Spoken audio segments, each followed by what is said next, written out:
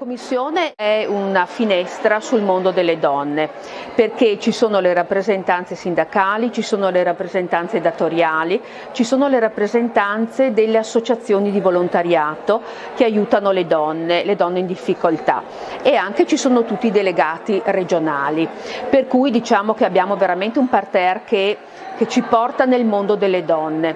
La Commissione è un organo consultivo e comunque si adopera appunto per dei progetti mirati.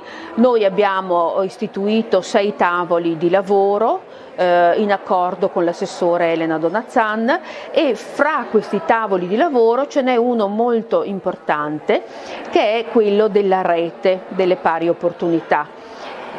La rete che cosa significa? Che elaboreremo un protocollo che verrà sottoposto alle commissioni provinciali, in modo che poi anche loro si adoperino per fare delle reti nei loro territori, in modo da diventare incisive nel territorio. Significa che quindi tutti i progetti che faremo verranno poi mandati nel territorio e poi riceveremo anche dal territorio. Quindi questa è una bella novità che tenteremo di portare avanti.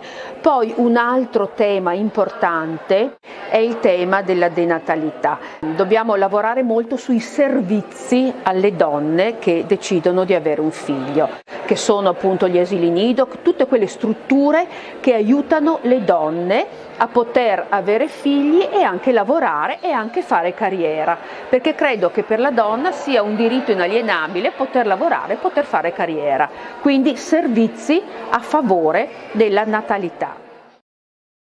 È sempre interessante, cioè noi veramente dobbiamo metterci in gioco, dobbiamo partecipare, dobbiamo diventare gli strumenti del cambiamento.